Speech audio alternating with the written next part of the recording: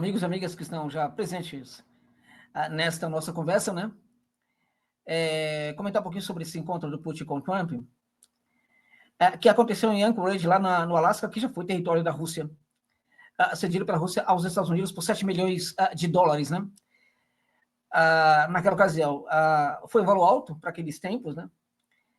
Mas o fato é que a transferência ela se deu muito mais em virtude de que era muito complicado para a Rússia dominar um território em três continentes, praticamente, né? Agora, de qualquer maneira, é um território que ainda tem bastante sinais, né, de que foi o território russo, presença maciça de igrejas ortodoxas, né, comunidades, há comunidades, inclusive, que falam somente russo, ainda no Alasca, né? Então, foi um ambiente muito bem escolhido. Muito se fala sobre quem foi que indicou esse local. Muitas fontes falam que os Estados Unidos ofereceram o Alasca, mas não. Ao que tudo indica, foi Moscou que teria indicado essa base na proximidade de Anchorage para o encontro entre as lideranças, né? Bom, o encontro tem eventos prévios, né?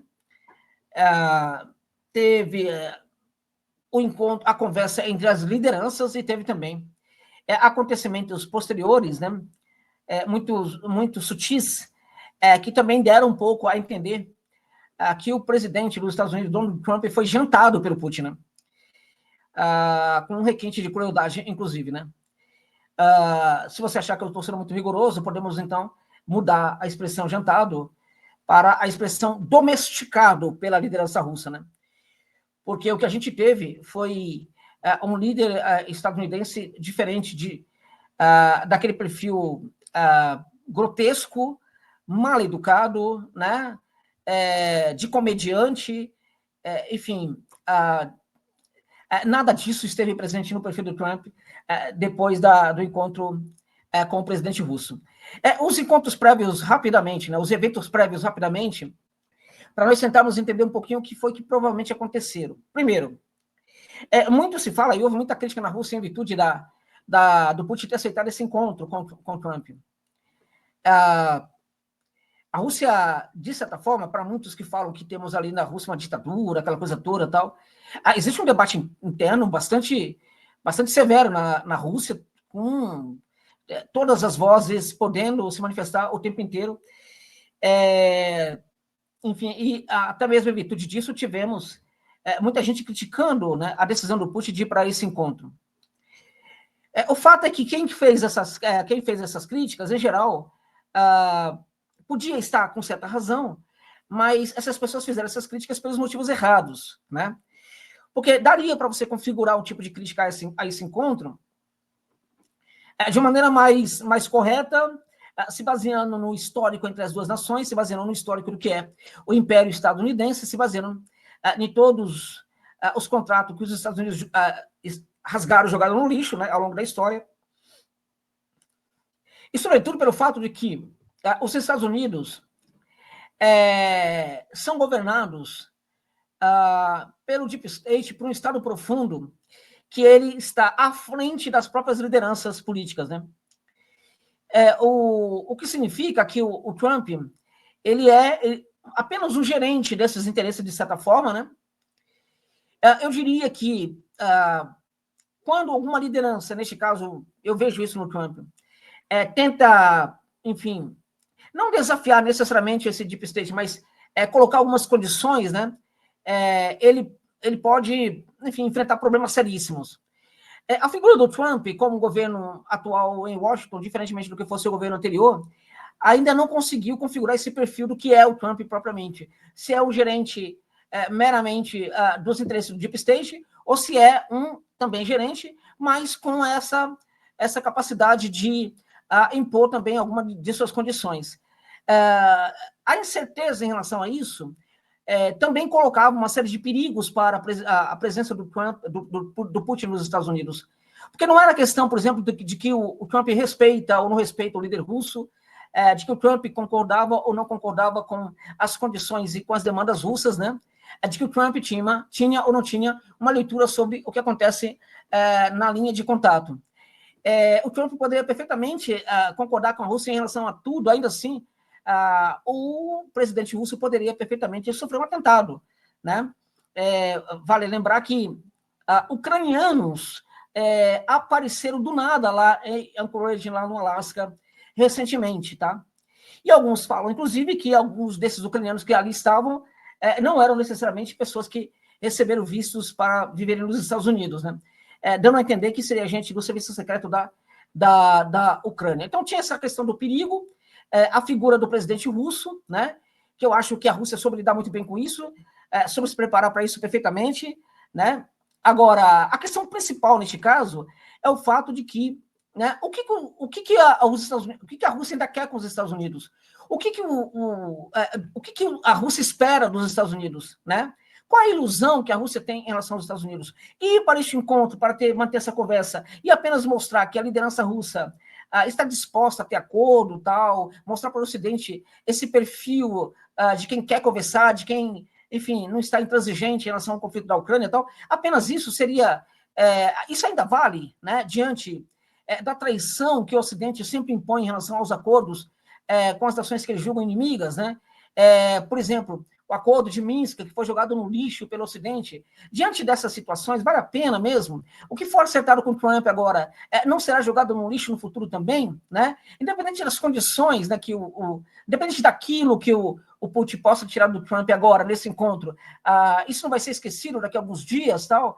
Então, do que vale esse encontro, na verdade? Então, o debate foi muito em torno disso. Agora, a liderança russa foi, evidentemente, para Anchorage, lá no Alasca, para defender suas posições, né? Muito se falou sobre a questão dos territórios, que a Rússia faria concessões e tudo mais, né? Que a Rússia poderia aceitar, enfim, parte dos territórios e que a Rússia poderia também aceitar até mesmo um cessar-fogo para, enfim, um cessar-fogo durante algum tempo, com presença ou não de tropas, enfim, de outros países ali defendendo a linha de contato, tá? A questão, na verdade, é que o tempo inteiro, né, Moscou deixou muito claro que todas as demandas da Rússia não são negociáveis, né? De que o território de Donetsk, né, tem que ser totalmente desocupado pela Ucrânia, porque ele já faz parte do território da Rússia, da Constituição da Rússia, inclusive, né? Assim como o território de Kherson, Zaporizhia, né? Luhansk já está completamente presente, já foi totalmente libertado, no 100%, né? Mas os outros territórios não, né? Do ponto de vista do Putin e do Trump, o que pode ter levado a Rússia a aceitar o encontro poderia ter sido o fato de que o Trump aceitaria, né, esses territórios fazendo parte da Rússia, reconheceria esses territórios como russo, o que não seria pouca coisa, né? Ao mesmo tempo, a Rússia se retiraria dos territórios que não fazem parte da sua federação, né? Pela Constituição, como Dnipropetrovsk, que a Rússia está avançando, o território de Sumy, né, que a Rússia constrói uma zona tampão, o território de Kharkiv, né, que está cada vez mais pertencendo à Rússia, pouco se fala disso, mas em Kharkov, né, ou Kharkiv, para os ucranianos, a Rússia tem aprofundado bastante o domínio territorial daquela área, e assim por diante, né? Então, também se falava isso, né? De que a Rússia poderia sair desses territórios totalmente, desde que os Estados Unidos aceitassem, né, reconhecessem, né, os territórios que fazem parte da Federação da Rússia, tá? Enquanto isso, né, a Europa, o tempo inteiro, tentou boicotar esse encontro, né? Enquanto isso, lideranças europeias da UE e também do Reino Unido o tempo inteiro ficaram ligando para o Zelensky, e claramente para se utilizar do Zelensky, porque assim, o Ocidente se utiliza da Ucrânia como proxy, né? E as lideranças, muitas vezes, se utiliza do Zelensky, né? E aí, através disso, né, o Zelensky começou a falar, por exemplo, que não ia aceitar de maneira alguma enfim, os territórios que fazem parte da Federação da Rússia, não reconheceria, inclusive, a Crimeia, né? Não reconheceria o que está acontecendo no terreno, né? E que a Ucrânia só aceitaria um acordo de paz, né, depois de um cessar-fogo de 60 dias, né, depois de cessar-fogo de 60 dias, que as partes avaliariam a possibilidade de um acordo de paz, né, mas sem concessão alguma para a Rússia.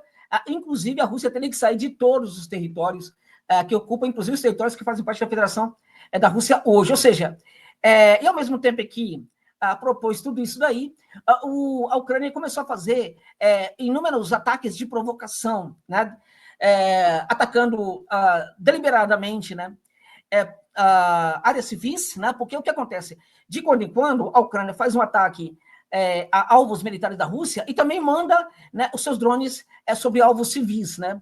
E aí, quando um prédio é atacado, o que eles falam é que não, que esse drone escapou, tal, enfim.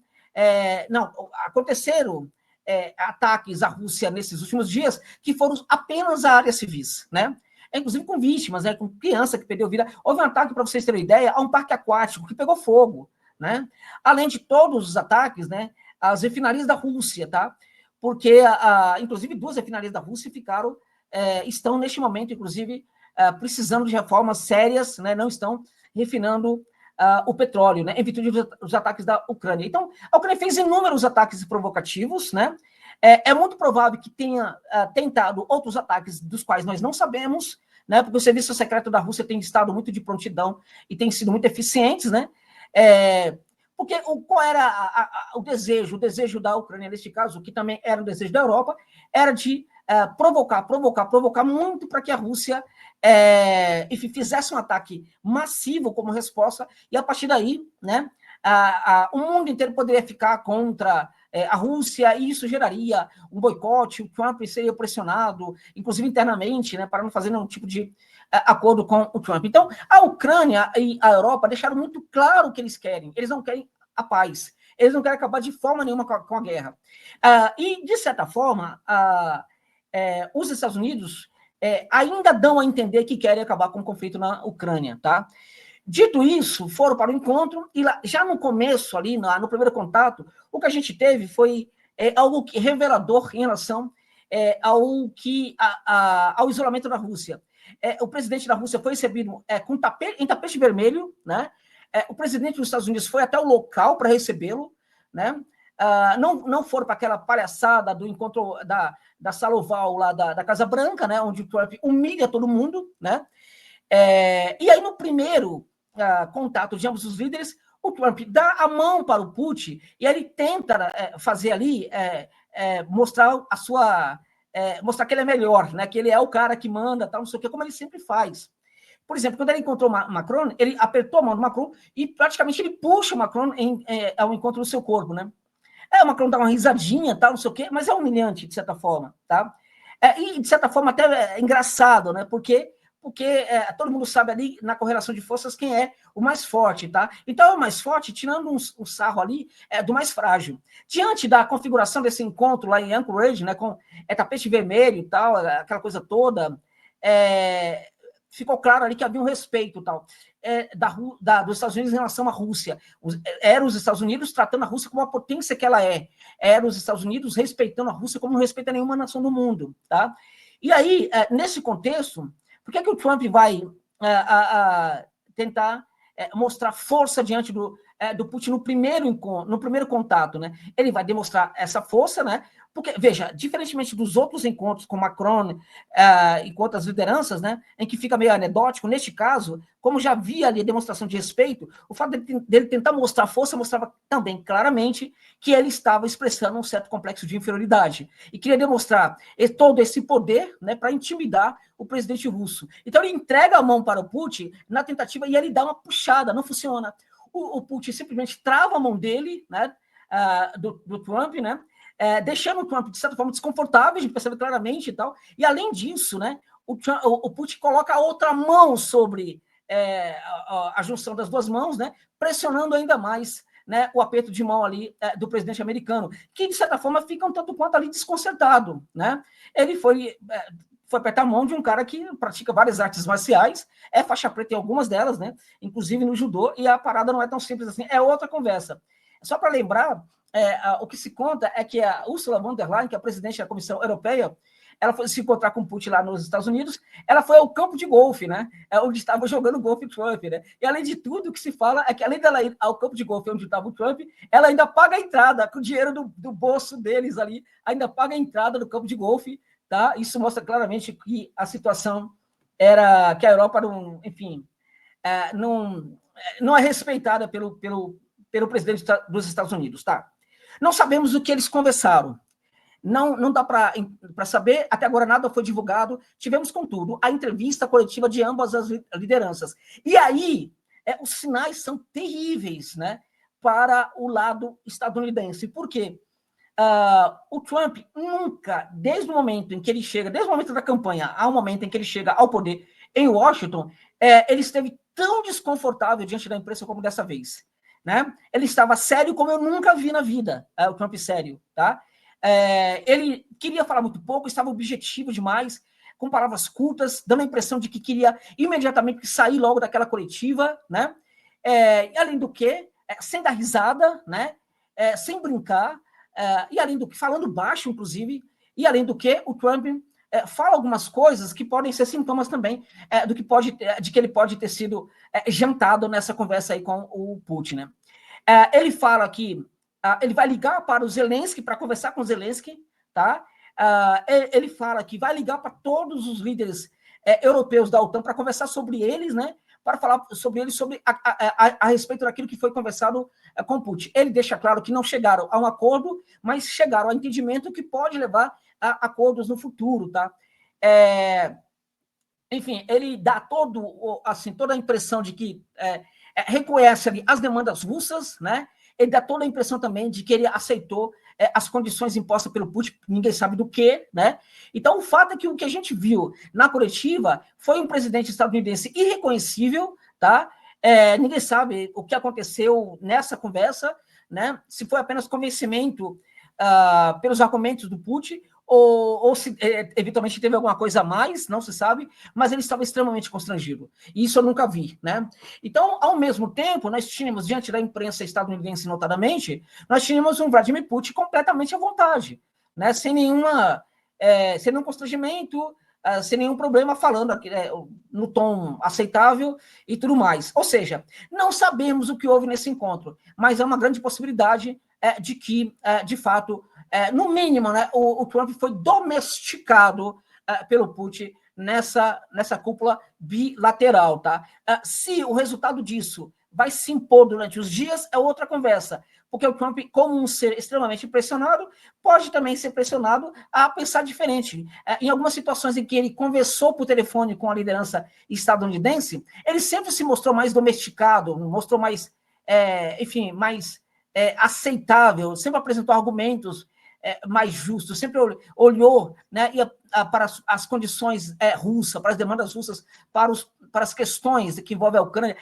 E aí, alguns dias depois, ele muda o comportamento dele. Provavelmente por quê? Porque os seus assessores, né, que também são concessões, né, são representantes, na verdade, do Deep State ali, no governo dele, né, acaba convencendo-o de outras coisas. Por exemplo, esses conselheiros falam para ele, sempre traçam para ele um panorama de que o que está acontecendo na Ucrânia é muito diferente do que de fato acontece, né?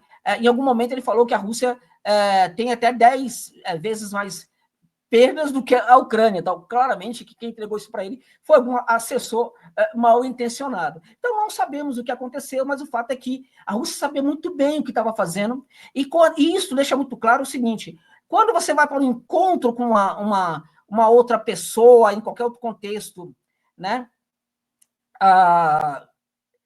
Se você não tem um plano, provavelmente você pode ter dificuldades com o outro lado, né? Se o outro lado também não tiver um plano, tá?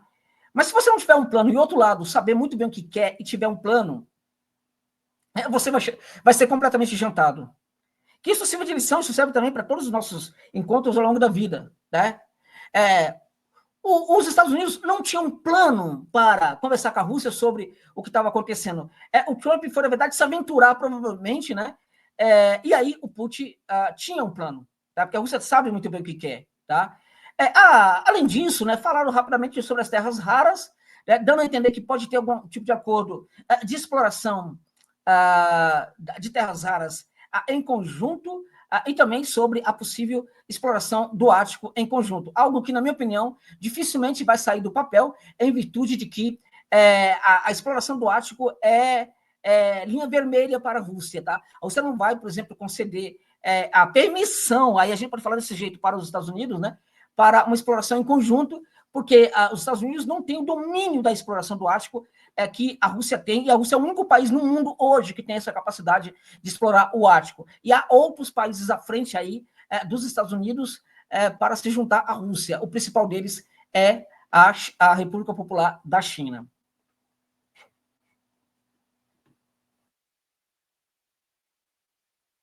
Entendi, Josa. E o Celso Munhoz perguntou se, se existe uma nova rota da seda no Ártico. Então, existe já um certo degelo, né? Mas ainda muito reduzido, tá? Para permitir essa rota. Essa rota é uma rota em construção, né? O que se sabe, na verdade, é que daqui a alguns anos, né, o derretimento vai permitir com que exista essa rota, ou que possa existir essa rota, né? Agora, este é um ponto. Outro ponto a rota pode ser construída mesmo sem degelo pela tecnologia da Rússia, tá? E nesse sentido, há uma construção disso por parte de Moscou, tá? Bilhões e bilhões são investidos nisso aí, tá? Para que essa rota seja estabelecida.